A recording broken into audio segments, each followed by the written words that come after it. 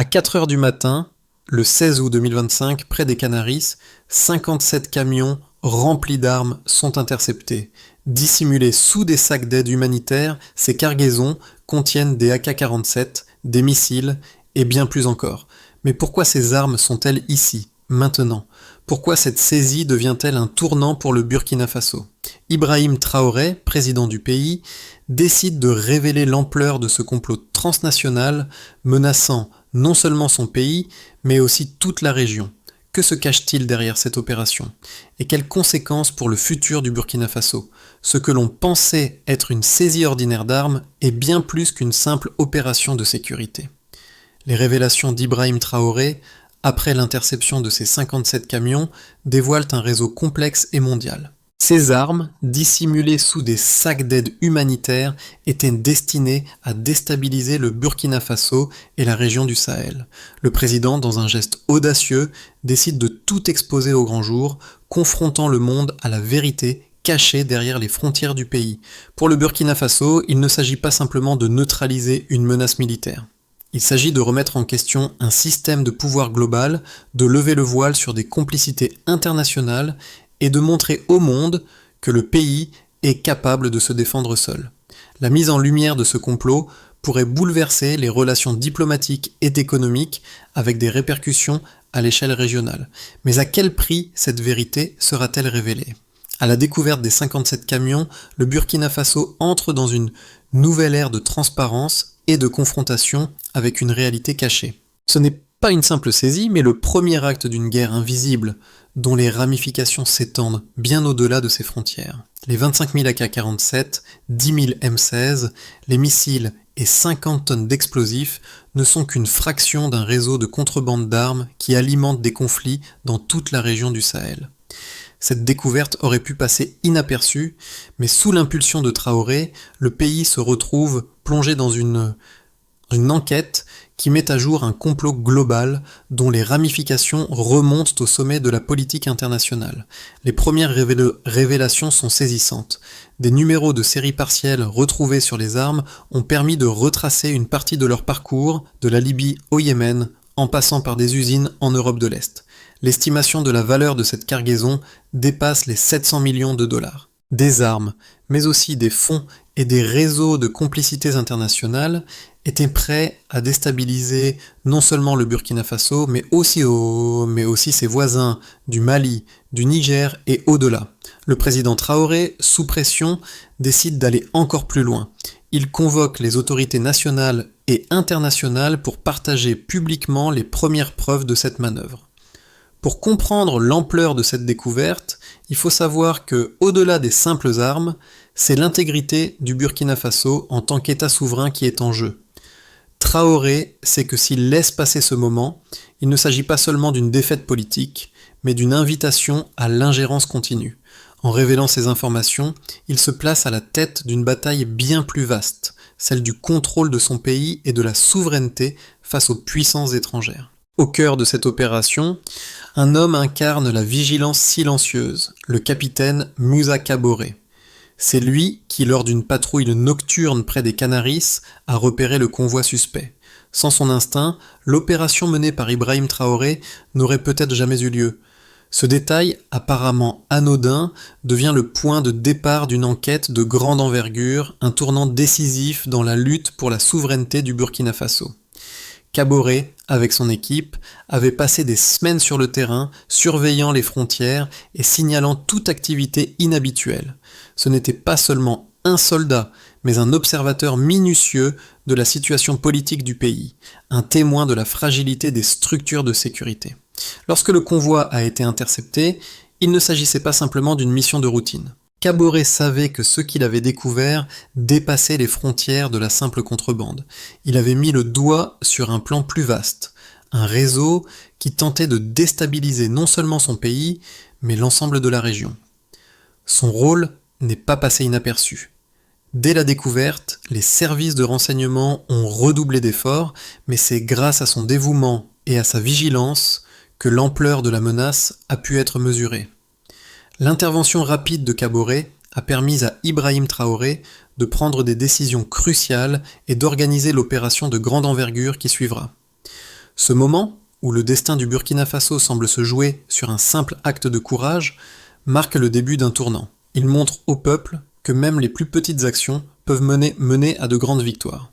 Le 16 août 2025, à l'aube, l'opération commence. C'est un matin fatidique où les forces de sécurité burkinabées, sous la direction du président Ibrahim Traoré, interceptant les 57 camions remplis d'armement.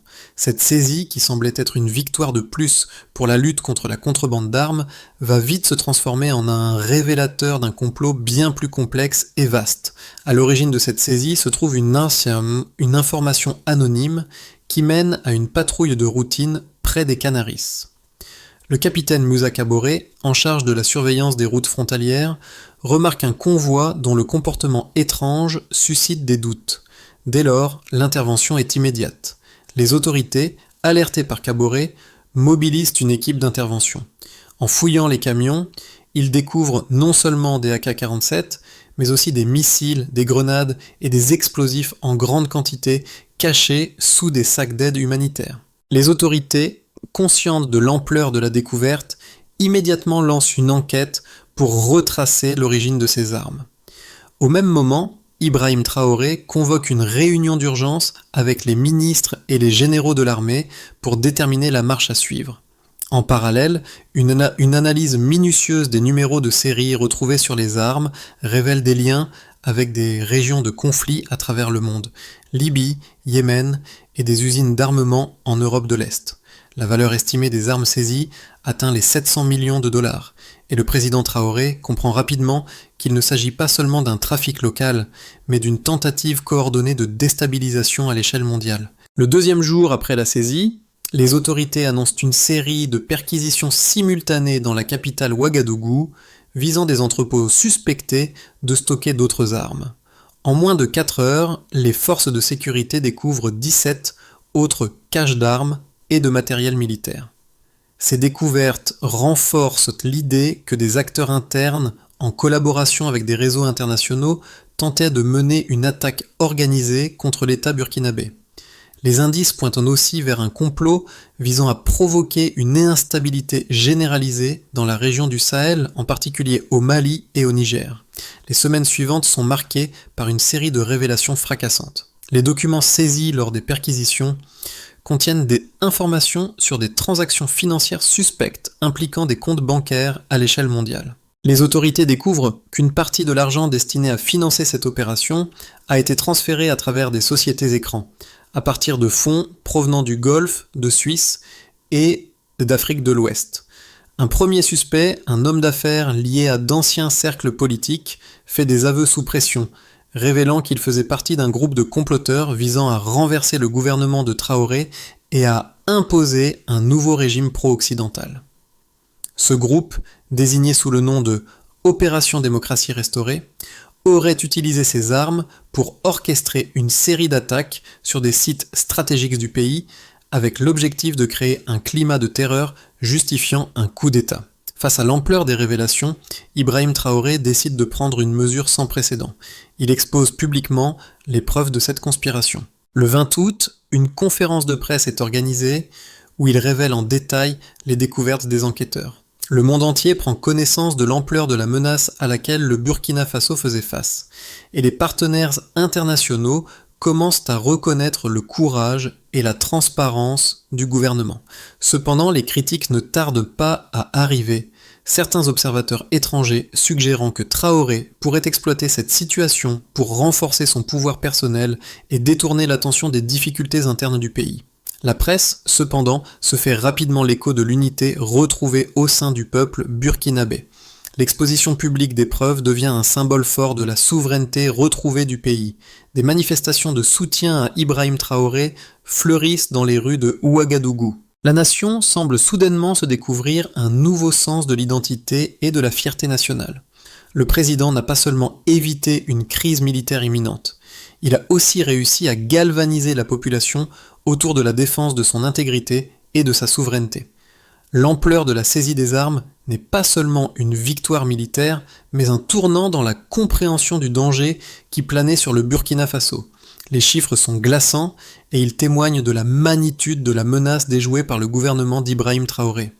La première estimation de la valeur totale de la cargaison saisie s'élève à plus de 700 millions de dollars. Les 25 1000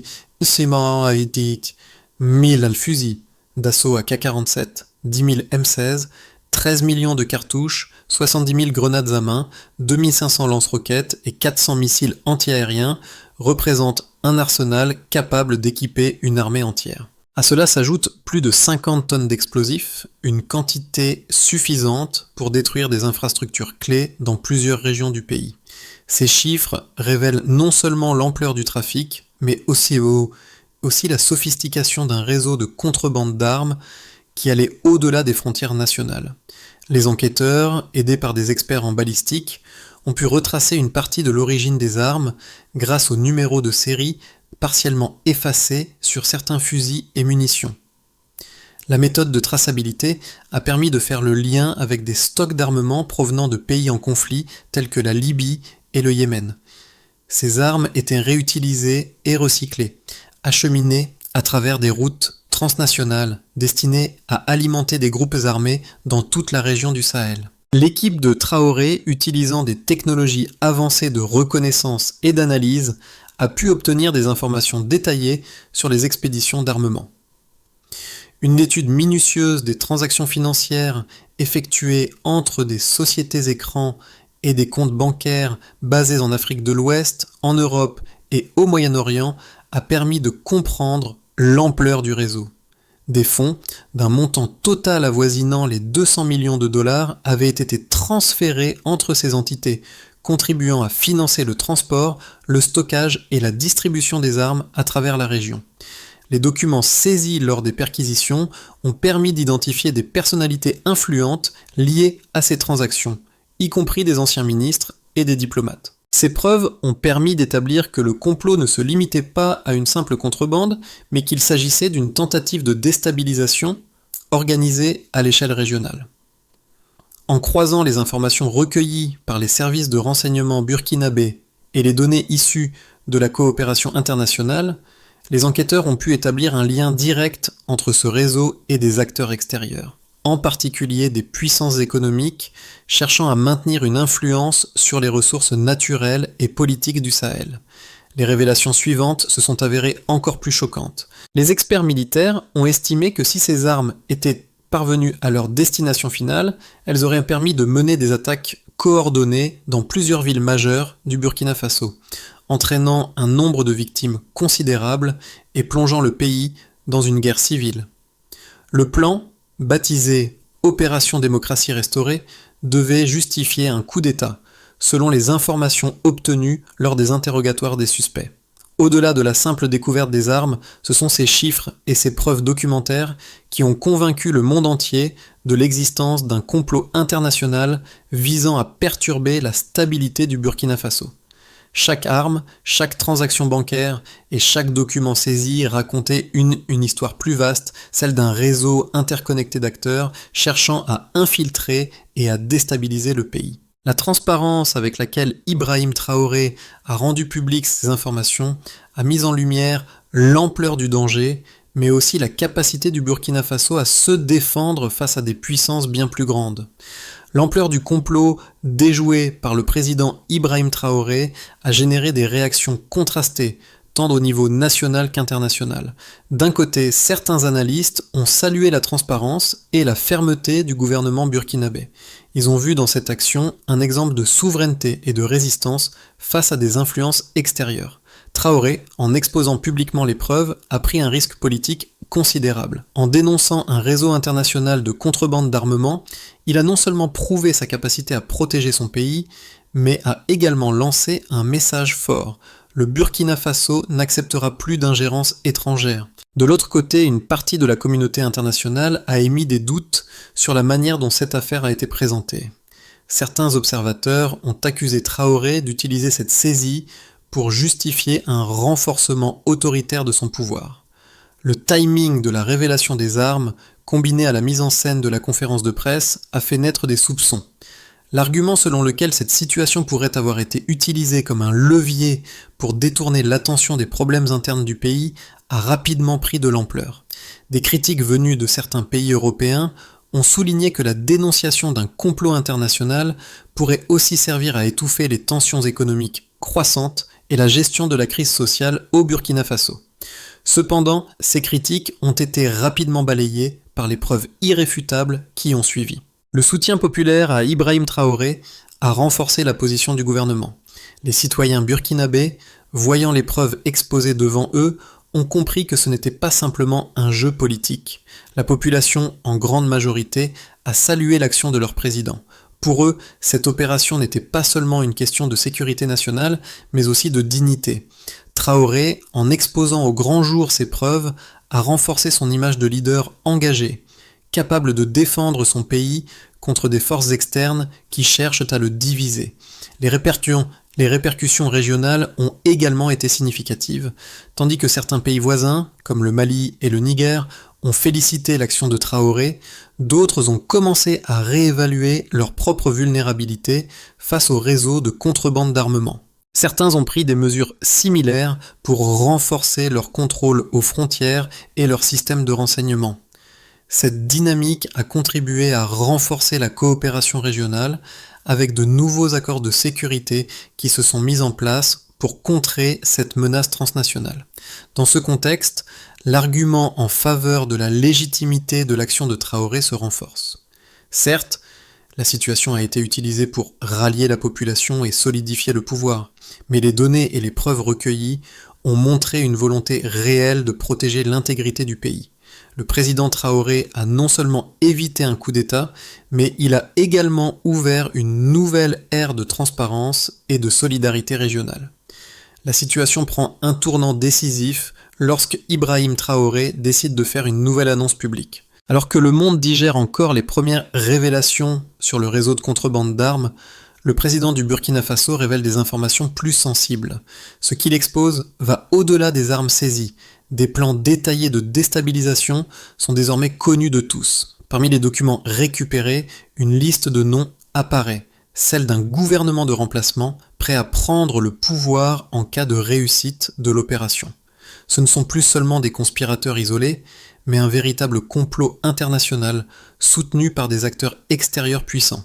Le président, dans une déclaration solennelle, annonce que ce plan de renversement visait non seulement le Burkina Faso, mais aussi d'autres pays voisins, tels que le Mali et le Niger, pour provoquer une déstabilisation régionale à grande échelle.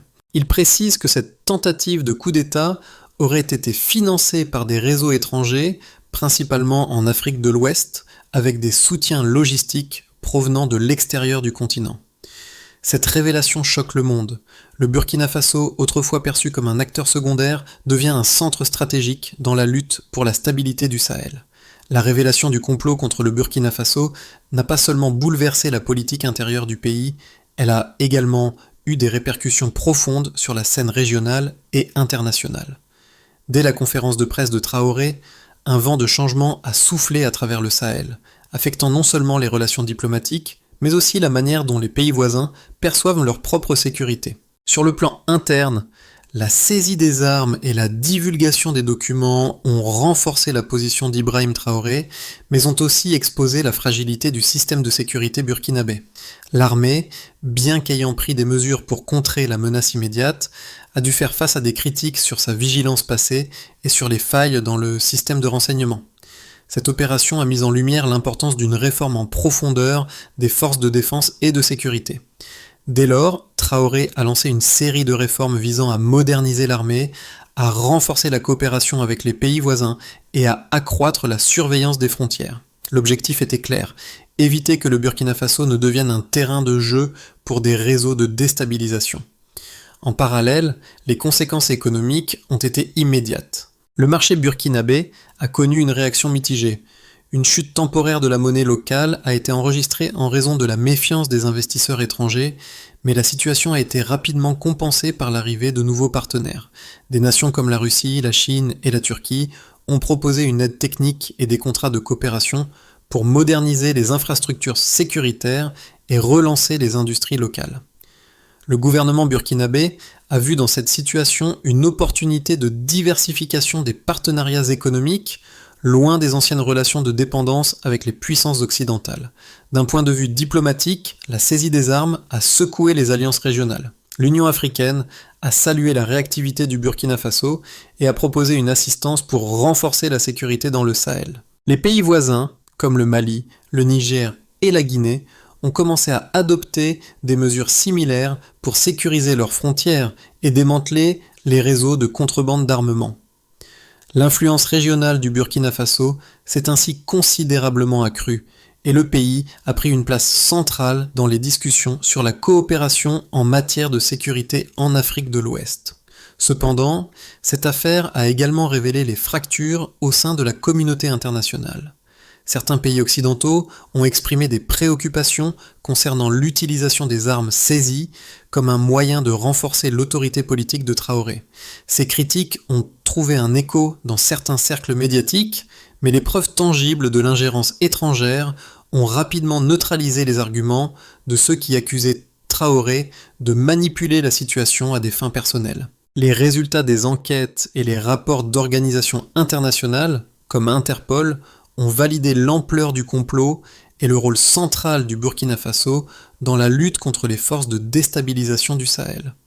À l'échelle de la population, les résultats ont été plus nuancés. Si les rues de Ouagadougou ont vu des manifestations de soutien à Traoré et à ses réformes, une partie de la population reste préoccupée par l'avenir économique du pays. La route reste semée d'embûches, mais la résilience du peuple burkinabé a été mise en avant comme un modèle de solidarité nationale. Le véritable impact de cette affaire réside dans la manière dont elle a redéfini la souveraineté du Burkina Faso. Le pays est désormais perçu non seulement comme un acteur clé de la sécurité régionale, mais aussi comme un modèle de résistance face à la manipulation des puissances étrangères. Ce moment marque un tournant dans l'histoire contemporaine de l'Afrique, celui où un petit pays a défié des forces mondiales pour préserver sa liberté et sa dignité.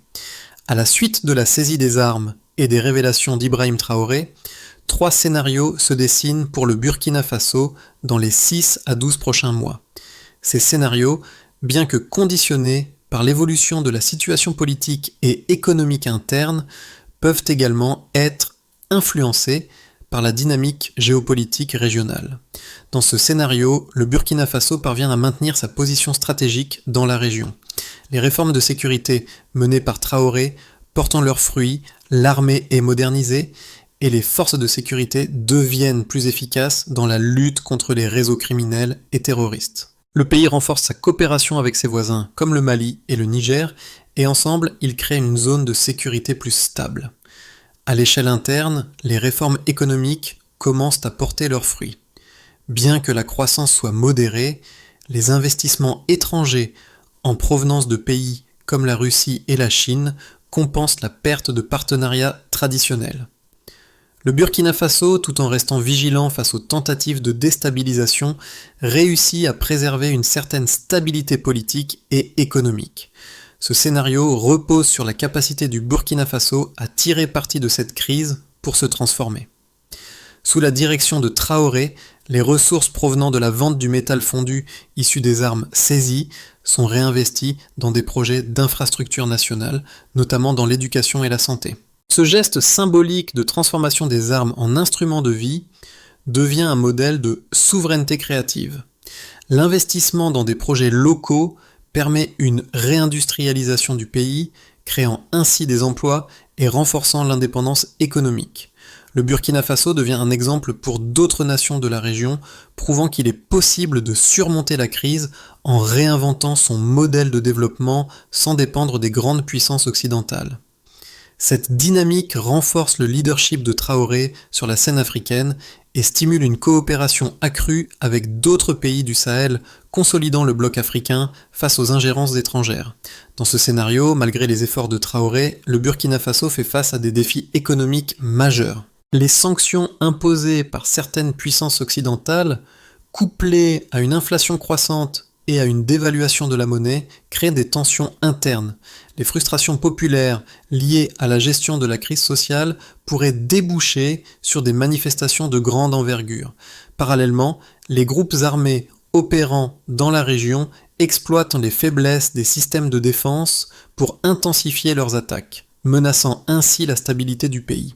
Sur le plan diplomatique, des tensions croissantes avec certains pays africains, dont ceux du Conseil de sécurité de l'ONU, compliquent les efforts de Traoré pour maintenir son influence dans la région.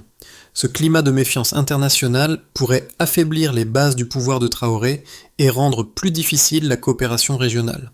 Quel que soit le scénario qui se réalisera, il est évident que le Burkina Faso, sous la direction de son président, se trouve à un carrefour décisif. La manière dont il naviguera entre les défis internes et les pressions externes déterminera son avenir immédiat et son rôle dans la stabilité du Sahel. L'histoire de la saisie des armes et des révélations d'Ibrahim Traoré résonne bien au-delà des frontières du Burkina Faso. Elle touche chaque citoyen du pays, chaque individu qui, face à l'oppression ou à l'incertitude, se demande s'il peut faire une différence. C'est une histoire qui parle à ceux qui croient dans la justice, en la souveraineté et en la capacité d'un peuple à se défendre contre des forces plus grandes. Dans les rues de Ouagadougou, des foules se sont massées pour soutenir le président, réclamant que les armes saisies soient fondues pour fabriquer des écoles et des hôpitaux. Ce geste symbolique a marqué un tournant dans l'esprit des Burkinabés, transformant une situation de crise en une opportunité de renouvellement. À travers ce récit, Traoré a non seulement renforcé son image en tant que leader national, mais il a aussi redonné espoir à des milliers de personnes qui pendant trop longtemps ont été témoins de l'ingérence étrangère et de la corruption au sein du système. La transparence avec laquelle il a exposé les preuves et l'ampleur du complot a non seulement renforcé la crédibilité de son gouvernement, mais a aussi permis à la population de s'approprier cette victoire. C'est une victoire pour le pays, mais aussi pour chaque citoyen qui, en voyant les caméras filmer les montagnes d'armes saisies, a compris que le futur de la nation dépend de leur vigilance collective. La fierté nationale a été renforcée, et cette histoire devient un outil d'unité et de résistance. Ce n'est plus seulement une question de sécurité, mais une déclaration de principe. Un peuple unifié, capable de se relever, de se défendre et de transformer les menaces en opportunités. Ce récit résonne dans les écoles, les cafés et les marchés de Ouagadougou, où chacun est conscient que cette victoire, bien que symbolique, est bien réelle. Après avoir exposé la menace et les preuves de l'ingérence étrangère, Ibrahim Traoré a rapidement compris qu'il ne suffisait pas de réagir. Il fallait aussi anticiper l'avenir et préparer son pays à un nouveau chapitre de son histoire. La feuille de route qu'il propose repose sur une série de mesures concrètes destinées à garantir la sécurité, la souveraineté et la prospérité du Burkina Faso à long terme. Première étape, sécurisation des frontières. La priorité immédiate est la mise en place d'un réseau de surveillance de pointe intégrant des technologies modernes telles que la surveillance par satellite et des patrouilles mixtes associant l'armée, les forces de sécurité et la population civile. Cela permettrait de fermer les portes aux réseaux criminels et terroristes qui ont longtemps exploité les failles du pays. Deuxième étape, transformation des armes saisies. Une partie des armes saisies sera fondue pour produire des matériaux utiles à la reconstruction du pays, notamment des équipements scolaires et médicaux. Le reste sera utilisé pour renforcer les capacités de défense du Burkina Faso. Cette démarche symbolique mais pratique permet de transformer une menace en un levier pour le développement. Troisième étape, traçabilité financière et transparence. Les fonds générés par la vente des métaux fondus seront investis dans des projets publics avec une transparence totale. Un portail numérique sera mis en place pour permettre aux citoyens de suivre l'utilisation de chaque centime, garantissant ainsi une gestion responsable des ressources. Quatrième étape, consolidation diplomatique régionale. Traoré cherche à solidifier les alliances régionales, en particulier avec les pays voisins, pour créer une zone de stabilité durable dans le Sahel. De nouveaux partenariats avec des nations africaines et des organisations internationales seront établis, centrés sur la sécurité, l'économie et la coopération politique. Cinquième étape, réforme de la communication publique. Pour éviter les rumeurs et garantir une information claire, une réforme des médias nationaux sera mise en place.